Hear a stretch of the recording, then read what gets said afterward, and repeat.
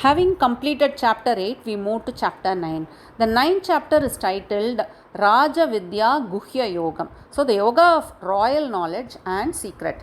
So, the knowledge of Atma Vidya is royal and it is also a secret, hence this title. In this chapter, the first 6 slokas cover the subject matter of knowledge and its glories. The 7th to 10th slokas discuss the origin of the world. In the subsequent slokas, Lord Krishna condemns men of demonical nature and he prescribes a method of bhajan chanting for devotees. Then Lord Krishna describes God, devotional service, the fruits of worship when practiced without any desire. Shri Bhagavanuvacha idam tu te guhyatamam pravakshyamyanasuyave jnanam vijnana sahitam यज्ञात्वा मोक्ष्यसे शुभात्. श्री भगवानुवाच यत् ज्ञात्वा तु अशुभात् मोक्ष्यसे. So यत् ज्ञात्वा, knowing which, अशुभात् मोक्ष्यसे. So you will get moksha, that is you will get liberation from Ashubhat, that is you will get liberation from the miserable material existence. That is knowing which, that is after getting that knowledge you will get moksha or liberation from the miserable material existence. Guhyatam vijnanam sahitam idam jnanam anasuyate. So suya is envy. And anasuyate, anasuya is a person who is least envious, that is unenvious. Te pravakshyami. So Lord Krishna tells that pravakshyami, I am going to explain to you, that is the unenvious Arjuna, guhyatam jnanam sahitam. That is, I am going to tell you this guhyatam vijnanam. I am going to pass on this most confidential knowledge, and vijnana is experience. So I am going to give you this knowledge and also the vijnanam along with the experience. So Lord Krishna declares that he is going to reveal that confidential wisdom, knowledge about the Supreme Lord, devotion towards him, and the glories and magnificence of the devotees, of this devotion, and the importance and extraordinary powers of saintly devotees. So Lord Krishna tells Arjuna that he is going to reveal Guhyatamam Jnanam, secret knowledge, treasure, Atma Vidya, or the knowledge of Atma is secretive and therefore it is confidential. So by getting this knowledge one gets moksha, liberated from this sansara. So it is one of the greatest mysteries. The word anusuyave means without duplicity, sincere, one who doesn't have envy. So this guhyatam jnanam is revealed to a qualified person who will have absolute trust and faith and confidence in Lord Krishna and hence would consider the Lord's words as absolute reality. Raja Vidya Raja Guhyam Pavitram idamuttamam pratyakshaavagamam dharmyam susukam kartum avyayam. So idam Raja Vidya Raja Guhyam Pavitram Uttamam. So this knowledge which is, it is most profound of all secrets, and it is Raja Guhyam, it is a king of all wisdoms, and it is Pavitram, it is most purifying. So it is Uttamam, Pavitram, it is Raja Guhyam, Pratyakshaavagamam Dharmyam Kartum Susukam Avyayam. So Pratyakshaavagamam, this Raja Vidya is also Pratyakshaavagamam. Pratyaksha is directly, so it can be directly realized. Dharmyam, it is the most righteous, and it is Kartum Susukam, to perform, it is very susukam, joyous, and avyayam, it can be, it is very eternal and it is very everlasting. So in this shloka Lord Krishna describes the glories of this Raja Vidya. He is that he is going to reveal to Arjuna. So this knowledge is supreme wisdom. Just as a king is a ruler, likewise this Raja Vidya, it is the highest authority of all knowledge. It is Raja Guhyam. It is the highest of all confidential knowledge. It is Pavitram, it is holy and sanctifying. It is Pratyakshaavagamam, meaning through loving devotion one can directly realize it. So Pratyaksha is directly, one can realize it. So it is Vijnanam. So Lord Krishna also reveals himself and himself to his loving devotees, because it is pratyaksha avagamam and kartum susukam. It is very joyful and delightful to do, to perform. It is avyayam, eternal, imperishable. So pure bhakti does not cease when one realizes the objective. So therefore it is forever, which means it is eternal. Ashradya dana purusha dharmasyasya parantapa aprapya mam nivartante mrityu sansara vartmani. Parantapa, O Arjuna, one who destroys his enemies, asya dharmasya ashraddha danaha purushaha. So shraddha is faith and ashraddha, one who does not have faith. So ashraddha danaha purushaha, persons who do not have faith in this dharma, in this knowledge, mam aprapya mrityu sansara vartmani nivartante. So mam aprapya, they do not reach me and they face mrityu sansara vartmani nivartante. So they face repeated birth and death in this miserable material world. So in the previous shloka, Lord Krishna tells that this knowledge is the greatest and excellent and susukam, kartum susukam. It is easy to perform and it is very joyous to perform. So in that case, the question arises, then why is it that people are not aspiring for this great knowledge? Because the answer is that because they are ashraddha dhanaha. So ashraddha dhanaha, because they are devoid of faith. So only when you have absolute shraddha, you will be able to accept it as eternal wisdom. So there is no other knowledge that is superior to this. Yet sinful persons devoid of faith do not pursue it and are trapped in birth and death cycle.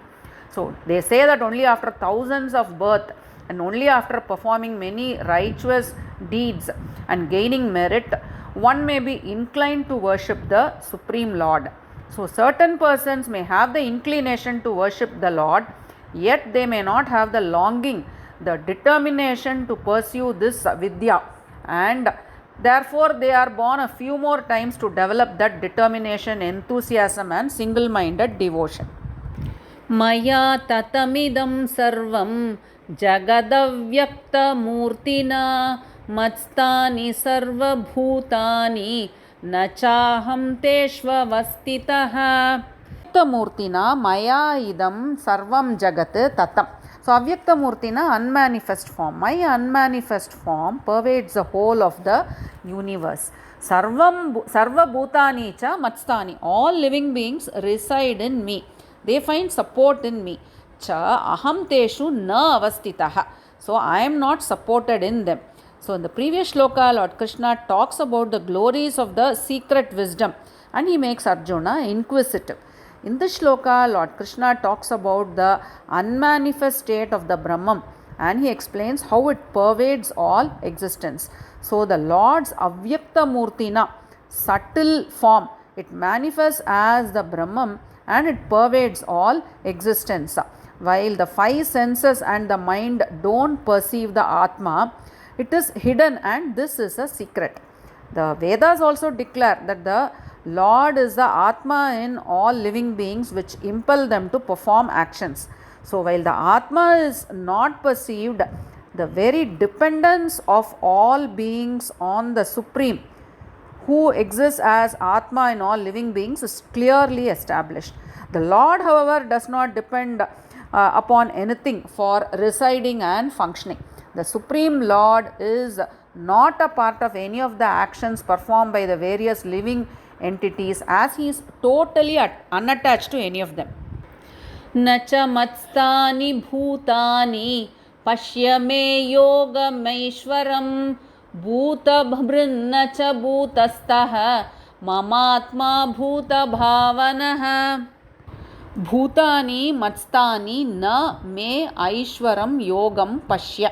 So bhutani matstani na. So all beings do not abide in me. Me aishwaram yogam pashya. Pashya is see. So behold my remarkable and unparalleled energy. Bhutabhrit cha bhuta bhavanaha cha. My divine energy is the controller and Bhutabhrit, and it is Bhuta Bhavanaha. It is a controller and maintainer and protector of all living beings. Mama Atma bhutastaha na. So I do not dwell in them, meaning I am not. Lord tells that I am not influenced by their material nature. That is, he is totally independent. So Lord Krishna states in the shloka that he is independent. Bhutastaha na, meaning I am not supported by the myriad of living beings. I am totally independent. And he tells Arjuna, Pashyame yogam aishwaram. So behold my extraordinary, remarkable, divine potency, that is my energy, which is unparalleled, which is mysterious.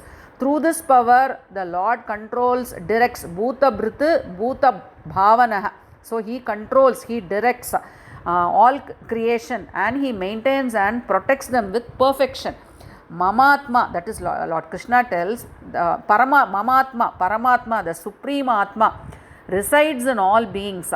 So this Paramatma supports the very existence. He is Bhutabhrit. Although he nourishes, maintains, organizes and controls the universe, he does all this in a very, very detached way, without being associated with them. So Lord tells, Bhutani Matstani na, which means I do not dwell in them, which means I am totally disassociated from them. I am not impacted by the actions of the various living beings. Yatakashastito nityam vayuh sarvatra go mahan tata sarvani bhutani matstani tyupadharaya. Sarvatragaha mahan vayuhu. So just as the all-pervading mighty vayuhu, wind, nityam yata akashastitaha. So the mighty wind blows everywhere while akashastitaha, while being stationed within the space. Tata, likewise, sarvani bhutani matstani, all living beings are within me. Upadharaya. O Arjuna, understand this. So to explain the concept of support and the supported and how they independently exist, Lord Krishna gives the example of the mighty wind. All over the infinite space without support, the wind blows and moves to all spaces. The wind abides in space, yet the wind and the space are separate and are unaffected by each other. Likewise, while Lord Krishna abides in all, he is disassociated with their material existence. Further, it must be understood that the wind, the sun, the moon and other celestial entities function as per the will of the Lord Krishna. As in the previous shloka, it is clearly stated that the Supreme Lord is the maintainer and the sustainer of all creations. He directs, controls, maintains, nourishes and protects them. Sarvabhutani kaunteya prakritim yanti mamikam kalpakshaye punastani kalpadau visrujamyaham.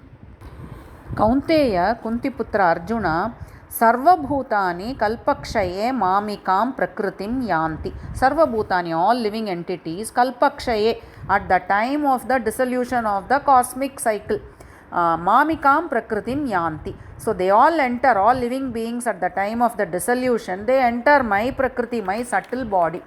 Tani kalpadau aham punaha visrujami. So tani, all these living beings, kalpadau, at the time of creation, once again, at the beginning of creation, aham punaha visrujami, I once again create all of them again.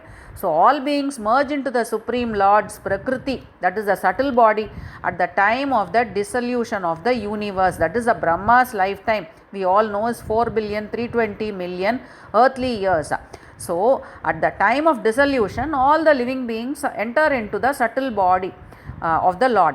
At the dawn of the next creation, the Supreme Lord manifests them again into various forms. So everything happens as per Lord's will.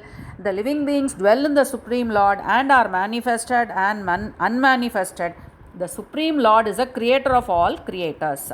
So let us summarize the first 7 shlokas that we covered in today's video. Lord Krishna promises to reveal the most confidential wisdom to Arjuna as he is non-envious and full of faith. Lord assures them that knowing this vidya, he will be free from material suffering. This Vidya is hailed as the king of all secrets, the purest, directly perceivable, righteous, and joyful to practice, and eternal. Those without faith do not reach Lord Krishna. The entire universe is pervaded by Lord Krishna's unmanifest form, yet he is not physically contained in them. While he is a creator and maintainer of all, he remains aloof and unattached. The wind moves everywhere while being in the sky. The wind and sky yet have independent existence. The same applies to the Supreme Lord who pervades all universe. At the end of every cosmic cycle, all living entities merge into Lord Krishna, and he creates them all by his will at the beginning of the next creation.